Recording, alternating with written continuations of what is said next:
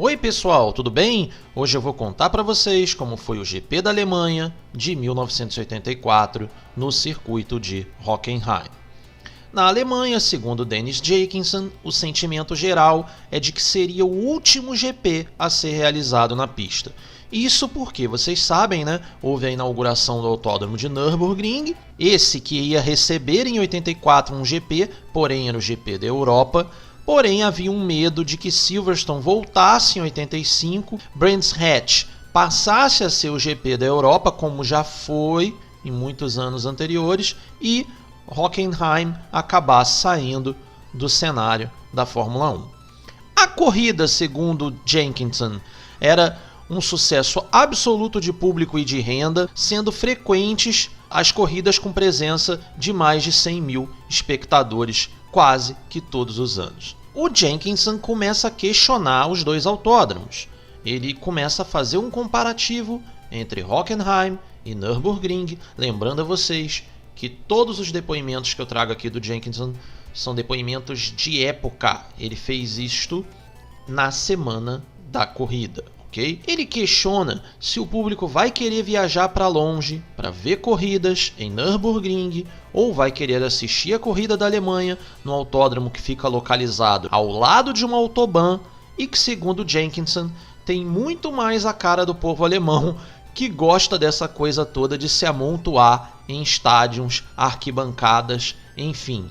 E fora que, segundo ele, fica muito mais próximo de várias cidades, o povo chega aos milhares para o autódromo de Hockenheim. Fica claro que o Jenkinson gostava da prova sendo feita em Hockenheim. Ele chega a brincar comparando o povo alemão com o povo britânico, dizendo que os alemães gostam de se amontoar em arquibancadas, enquanto os ingleses gostam de campos abertos, como campos de golfe.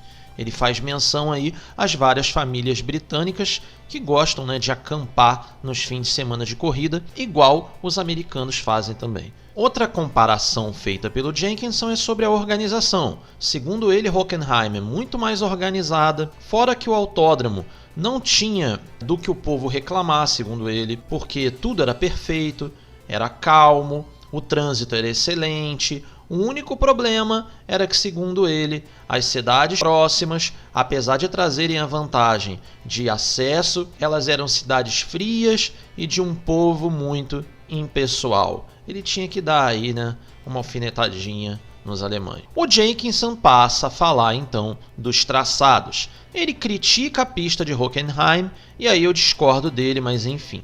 Ele diz que a pista é muito rápida sim, mas que as chincanes removem todo o desafio. E na verdade é justamente o contrário. Na minha opinião, frear um carro de Fórmula 1 da década de 80 com câmbio manual a mais de 350 km por hora para pelo menos ali uns 90 km por hora, fazendo punta-tacos de às vezes 4 ou 3 marchas, sem quebrar a caixa de câmbio, sem quebrar o seu motor, tirando o máximo de freio motor sem produzir o over-downshift. Isso é um talento para poucos. Mantendo o máximo de revs sem fazer o over-revs. Isso é um talento que não é qualquer um que tem. É por isso que em Hockenheim você precisa de motor sim, mas você precisa de um piloto que domine a arte de fazer as reduções.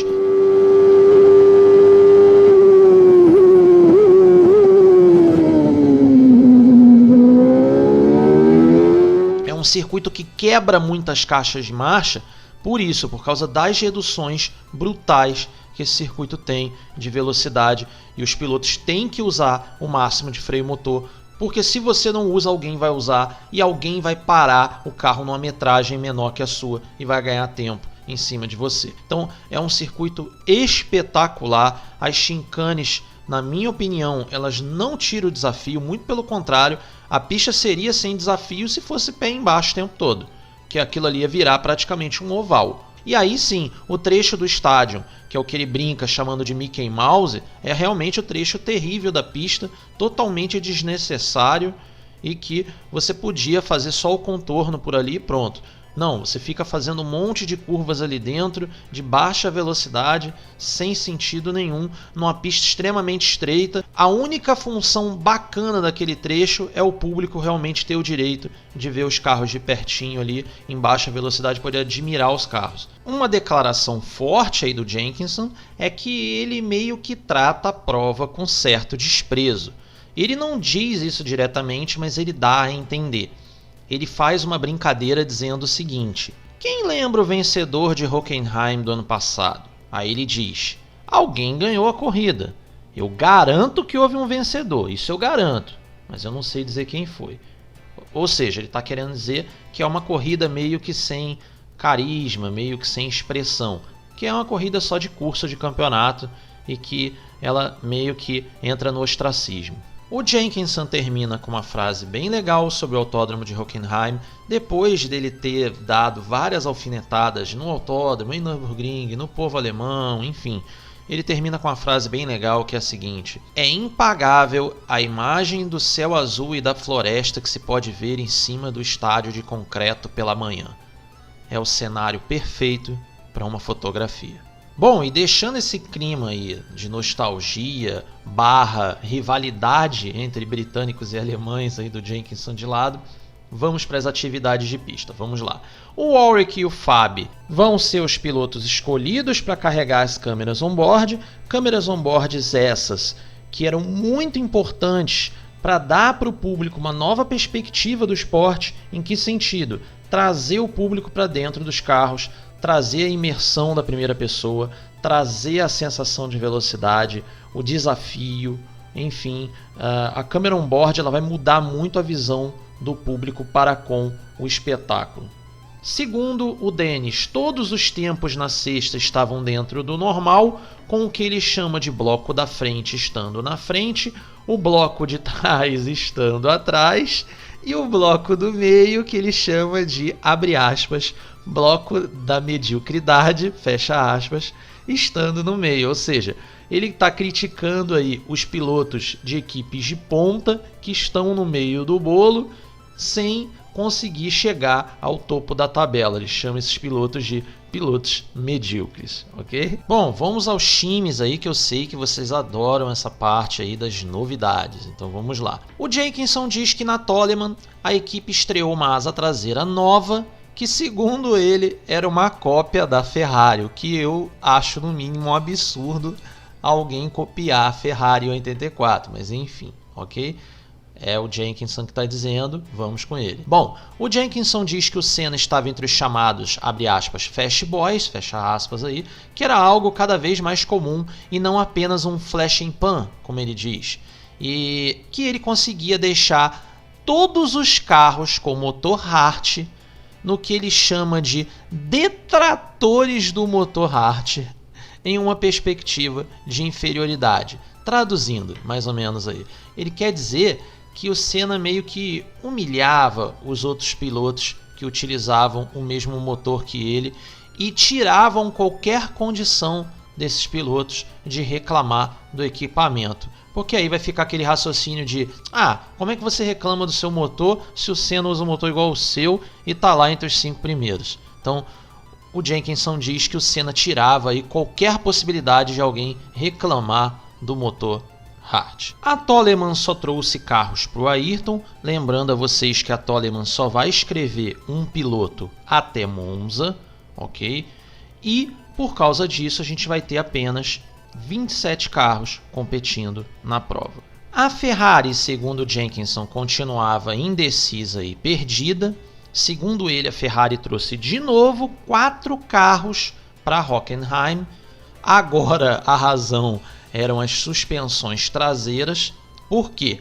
Para a Ferrari não ficar desmontando as suspensões novas, colocando no carro, depois coloca a velha, depois coloca a nova, enfim. O que a Ferrari fez? Ela trouxe 4 carros. Então, os pilotos, o Arnoux e o Alboreto, testavam os carros com as suspensões novas e depois com as suspensões traseiras velhas, e eles tinham que decidir qual que eles iam utilizar, se era a velha ou se era a nova. Segundo o Jenkinson, ele fala que o olhar do Mauro Forghieri era de um homem assustado, porque o feedback dos seus pilotos era confuso e perdido. E daí ele questiona: como a engenharia vai melhorar um componente em que os pilotos não passam um feedback inteligente? Fecha aspas. Aí ele abre aspas de novo. Como eles podem progredir? Fecha aspas. Ou seja, ainda sobrou para os coitados ali do Arnoux e Alboreto o fato do carro da Ferrari não estar evoluindo. Enfim, nesse comentário aí o Jenkinson saiu metralhando mesmo todo mundo.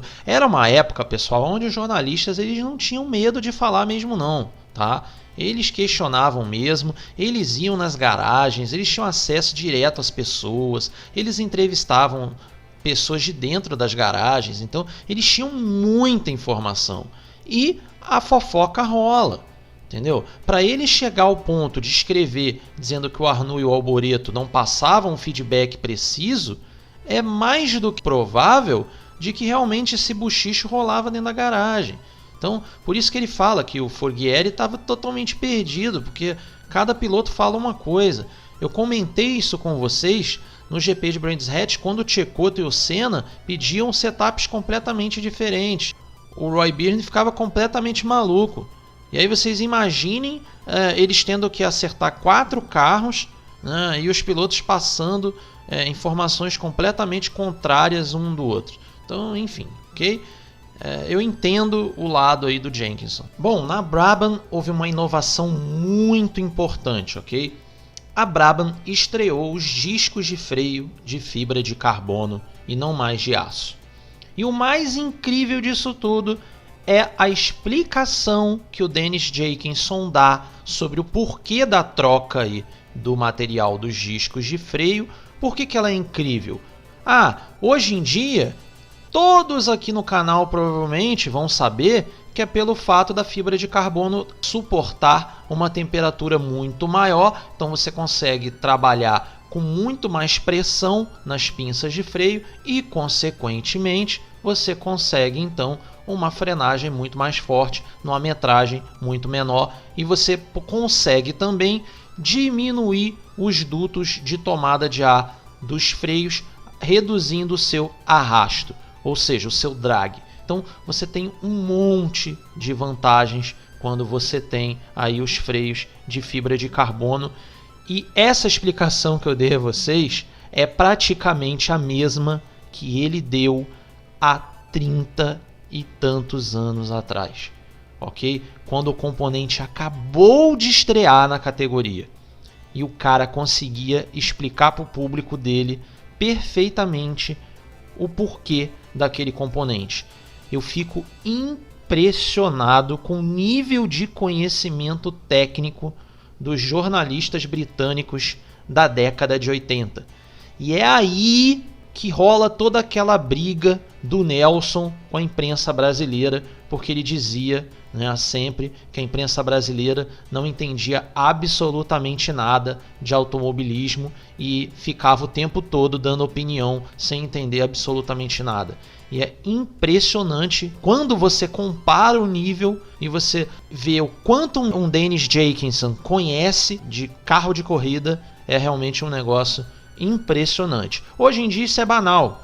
Agora, há 35, 36 anos atrás, o cara ter esse conhecimento é realmente impressionante, ok? Na Brabham, ele diz que o Theo Fabi tinha acabado com seus compromissos na Kart World Series e que agora ele ia se dedicar exclusivamente à Fórmula 1 até o final da temporada.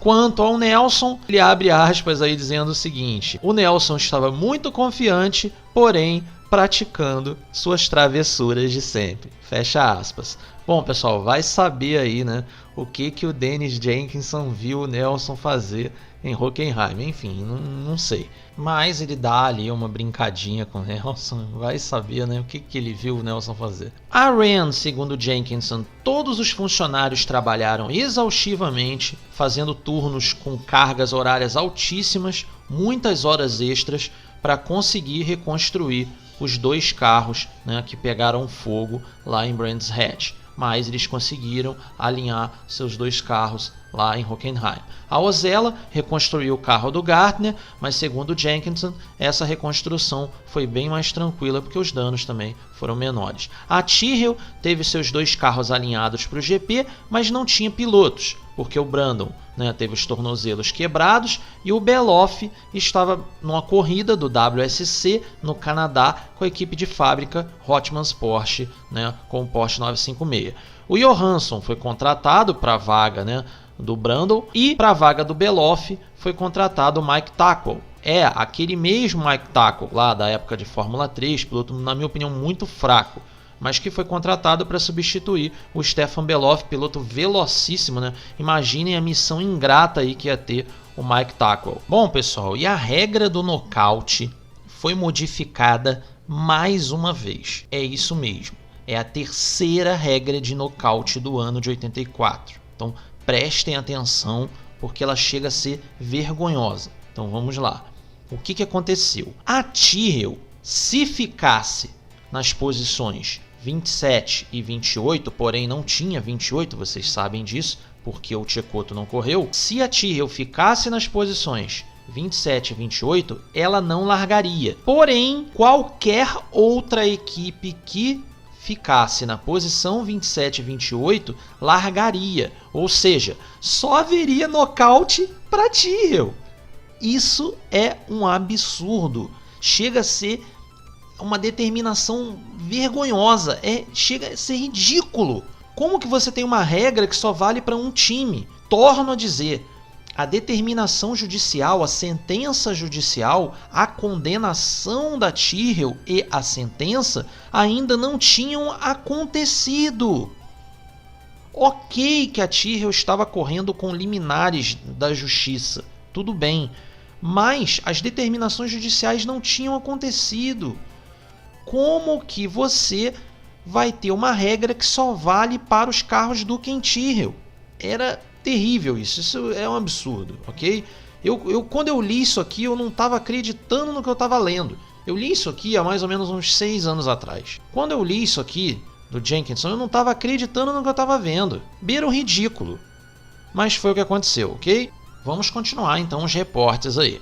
A ATS, que tinha já um carro lindíssimo, vai trazer mais um carro para a temporada. Agora o modelo era o D7, ok? A Arrows, o Mike Oliver decidiu de novo gastar um dinheirinho a mais e vai colocar motores BMW nos 3 carros e não só no do Butsen.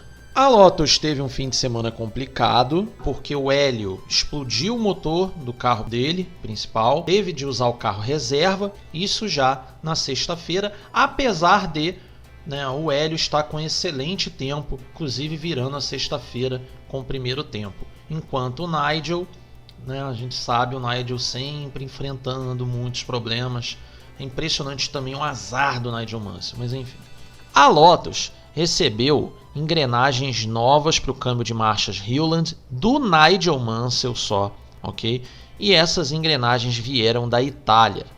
Porém, quando eles foram montar na sexta-feira na Alemanha, por que essas engrenagens não foram direto para a Inglaterra? Por causa da logística, não ia fazer sentido que essas engrenagens fossem entregues na Inglaterra para virem para a Alemanha. Era muito mais fácil você entregar essas engrenagens já na Alemanha e a equipe receberia lá e já montaria no carro, faria muito mais sentido logístico e foi o que eles escolheram fazer. Conclusão, quando elas chegaram na Alemanha e que os mecânicos foram montar essa caixa de câmbio, quase que todas as engrenagens que chegaram, elas estavam 0,020 milímetros fora da tolerância. Ou seja, isso na espessura delas. Conclusão, elas não encaixavam dentro da caixa de marcha. Eles tiveram que mandar essas engrenagens italianas de altíssima qualidade para uma usininha local, uma mecânicazinha local, para que eles fizessem ali a usinagem de todas as peças. Juro para vocês. Porém,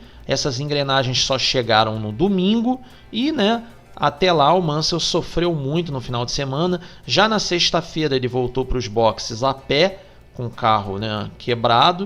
O que ele quebrou? Caixa de câmbio. Enfim, ok? Então é impressionante aí essa história da Lotus tendo que pagar uma oficinazinha local ali para fazer a sua caixa de marcha. A Renault trouxe um carro novo para o També, o RE50/09. Esse carro teve problemas o final de semana inteiro.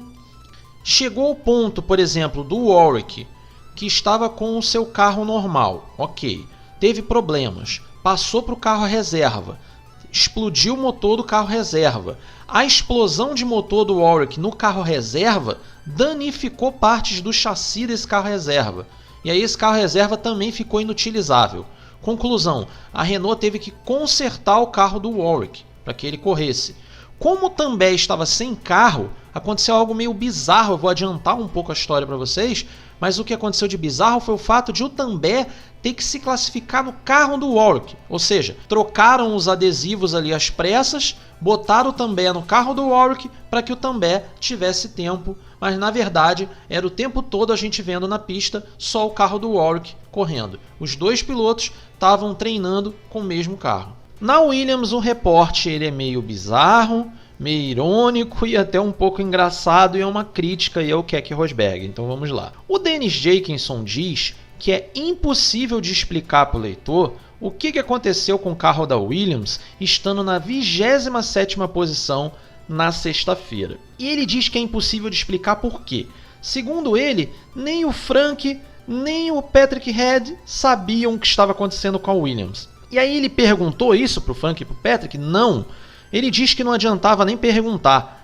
Ele fala o seguinte, abre aspas, só de ver eles reunidos com Keke Rosberg em plena 12:30 e eu conhecendo Keke Rosberg, dificilmente eles sabem o que está acontecendo com o carro. Ou seja, ele está dizendo aí que o Keke Rosberg não é um piloto de ficar dando muito feedback nem reporte técnico dos carros. E todo mundo sabe disso.